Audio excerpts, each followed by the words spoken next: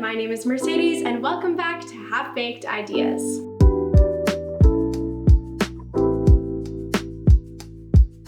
This is the show where I talk, I bake, and you take my advice with a grain of salt because I'm a 20-year-old woman. A 20-year-old woman who's been through some stuff though. I would consider myself a serial monogamist or a relationship lover, basically the opposite of a commitment phobe.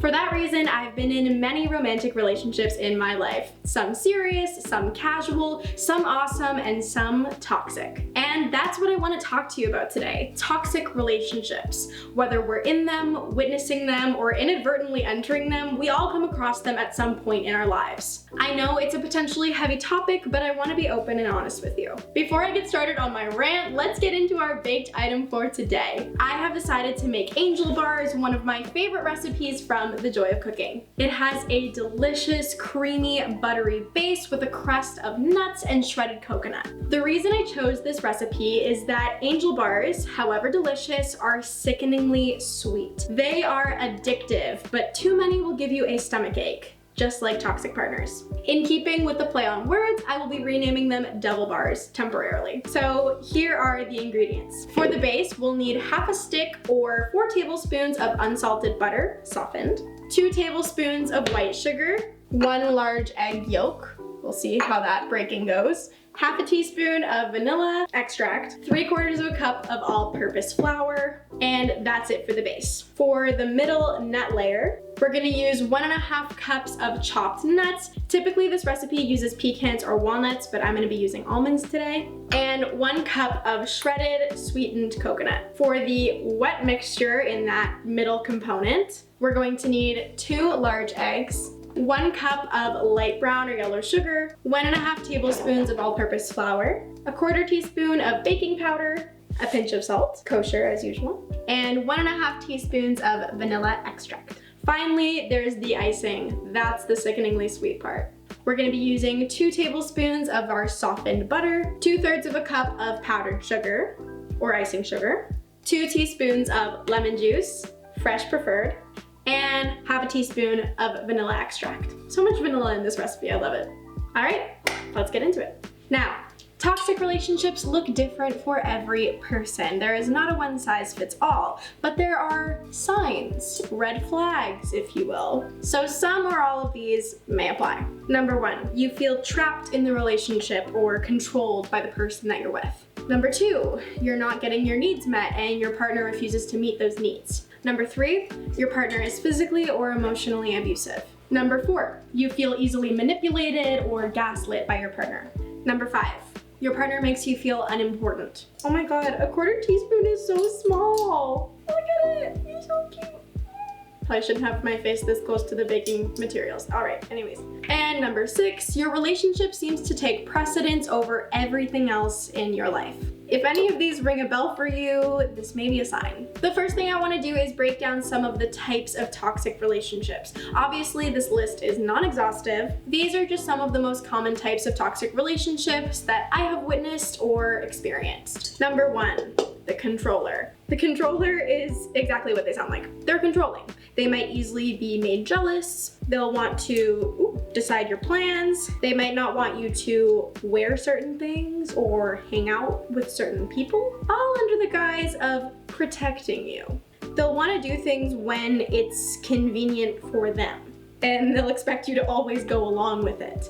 It might show in small ways, like they only want to spend time at their house. They might make sure you tell them exactly who's going to be at that party or outing that you're going to, or insist that the 2 of you go together. They might want to look through your texts or DMs. They might ask you to unfollow certain people on social media. They might ask you not to drink or do drugs. They might say no a lot, but expect you to always say yes. They might make you choose them over your friends. They might never be willing to compromise. Okay, we're gonna take a quick little break to blend this on medium speed in an electric blender, a stand mixer. until the butter is nice and soft, and then we'll combine the flour in there. Just gonna make sure that that butter is on the bottom of the bowl because we want it to obviously combine with the other ingredients. So as I was saying, the controller is an anxious person who feels like if they don't have control over your life, they might be the ones to pay the price. The controller is dangerous because you might tend to ignore some of those red flags at first and write off their concern as genuine. But it can and will escalate over time. Dealing with a controller is all about catching the signs and symptoms early. Developing trust in a relationship is paramount, even more so with someone who tends to be anxious or easily jealous. This anxiety might be inherent, developed young, or it might be the result of betrayal in past relationships. This mix, once pressed in, is going to bake for 10 minutes at 350.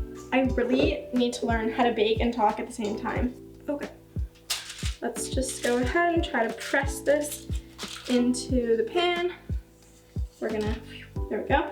Kind of looks like a granola crust that you would use for a cheesecake or something. Oh, that actually looks quite pretty. The knuckles are the tools of the soul. Oh, you can see the imprint of my ring.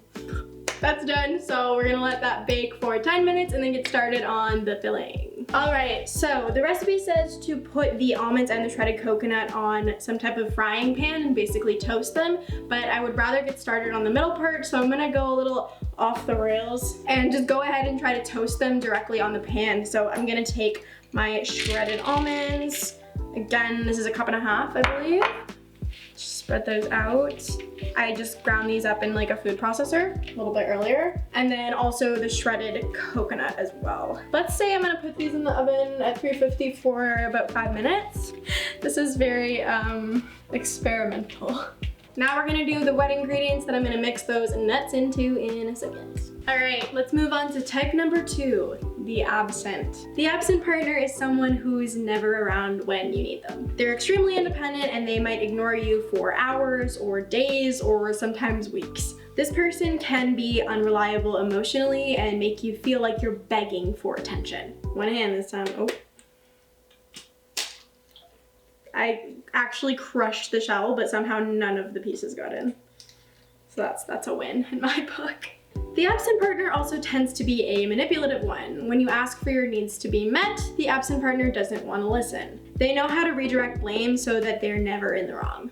They might gaslight you, aka make you feel like what you feel isn't real, and that you've made up the problems in your head. You start to doubt yourself, and that guilt settles in every single time you text and don't get a response. The absent partner, along with the narcissist, I'll get to them later, is one that you might not even be in a relationship with yet. Okay, I think that's the base. Okay, this is out of the oven. It smells great, and we're gonna let that cool. I think I'm gonna let the almonds and the shredded coconut bake for a little bit longer, maybe like 3 more minutes. They're the ones that lead you on for months, saying they're afraid of commitment and not ready for a relationship, while reaping all the benefits of the relationship that they do have with you. They think, okay, I've got everything I need from this person, why should I care about their emotional needs? The absent partner tends to separate their relationship with you from the relationship that they have with their friends and family. They can easily compartmentalize their life, and it's easier for you to have a place and time in their schedule. This can feel exhausting and extremely lonely. The absent partner is usually not a very good emotional support. They'll say things like, oh, you're crying again, and what is it this time? Because they can't connect with you. Absent partners make for lonely people. You may find you're spending a lot of time alone, clearing your schedule for them while they make no time for you. They don't give you clear answers or enthusiastic responses about hanging out. You feel like an option and not a priority. These ones are tough to crack. The best thing you can do is sit down with them and explain how you're feeling. Because of your partner's emotional absence, this conversation might be really hard. You might have the conversation multiple times and feel like you're never getting through. Just remember that asking for love and attention, within reason obviously, is not too much to ask, and you deserve it. This kind of looks like candy. Pinch of salt? What do they even mean by a pinch of salt? Like, I feel like everyone's pinch of salt is different, you know?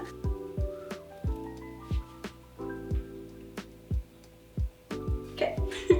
More vanilla, more vanilla, more vanilla. All right, Number 3, the aggressive. The aggressive partner has a short temper. They're quick to pick a fight or get angry. Typically, the aggressive partner is a subset of the controlling partner. Many aggressive partners tend to get jealous, but in this case, they take it out physically. They raise their voice either at others or at you. They might curse and swear and place blame, or they might even take out their violence physically. And I don't just mean a slap in the face. Physical violence can look like slamming doors, punching walls, picking fights with strangers, or sexual violence. The hardest part about the aggressive partner is that they don't stay angry. When you picture an abusive relationship, you imagine someone that's angry all the time. But the aggressive partner isn't always aggressive. They come back after lashing out and apologize for their actions, saying that they didn't mean it. They might even cry or beg for you to forgive them. I can promise you, they did mean it. And the more times you forgive them, the more chances you give, the worse it gets. Let me say, the aggressive partner can be a man or a woman. Actually, all of the partners I described can be of any gender. But the aggressive is an interesting one. Women are taught to accept violence from a young age, to see it as a form of protection when it's against others and a form of love when it's against us. While men are taught from a young age that they need to be tough, that they are the physically stronger sex, and that they can't be abused by a woman for that reason. These stereotypes and standards tend to force us to stay longer than we should, and to put up with more than we deserve. Now, the coconut and the almonds are ready to go, so I'm gonna go ahead and add them to my wet mix. All right, we'll start with the almonds. Mix that up a little bit in there. Chonky. And then we're gonna add the shredded coconut. I might have put a little too much coconut. That's okay. Never enough coconut, as I always say. I've actually never said that in my life. But, okay, oh, we're making a mess, so yeah. Oh my gosh, chonky. Oh, come on, that looks so good. Let's take our base. We're gonna put that evenly on top of this layer. Alrighty, start from this corner. And, ooh. This is the main body of the bar. The icing is, like I said, the sugar on top. Perfect. Looks beautiful, so I'm gonna throw that in the oven for about 20 more minutes. As for the aggressive, I can't say I have an answer for this one. If you're with an aggressive partner, it's entirely their problem to fix and not yours. You can, of course, try to communicate with them about your concerns, but that is entirely dependent on whether or not the situation makes it safe for you to do so. The best thing you can do is tell a friend or family member that you trust so that you're not alone while you work through it.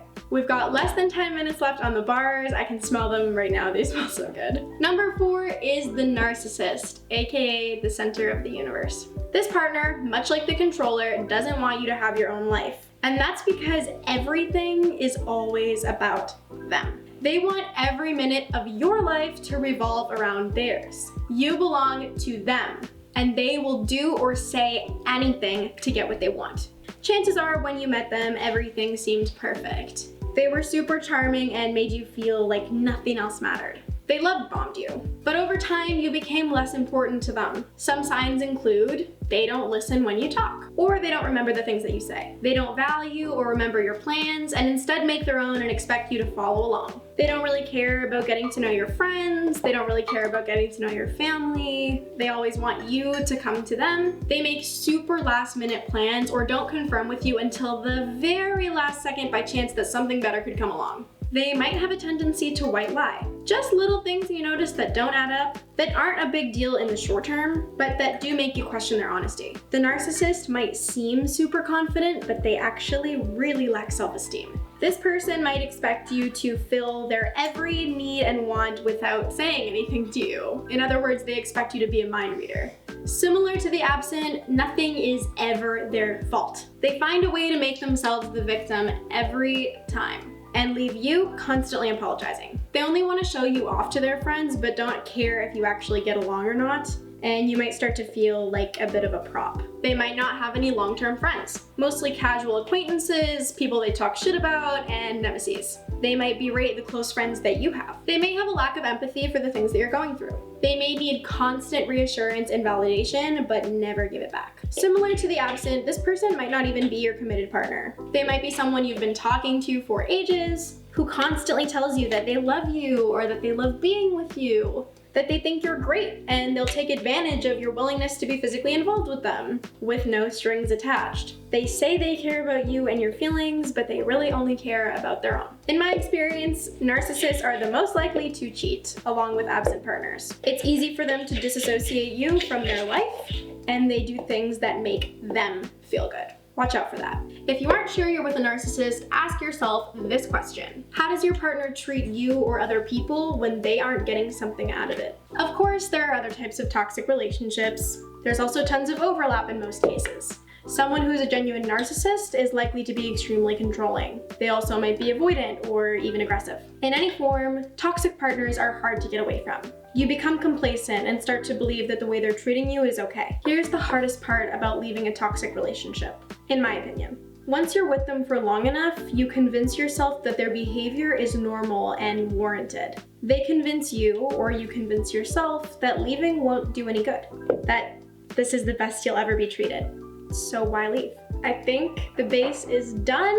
We're gonna throw this icing on top and it's gonna be delicious. I did the toothpick test.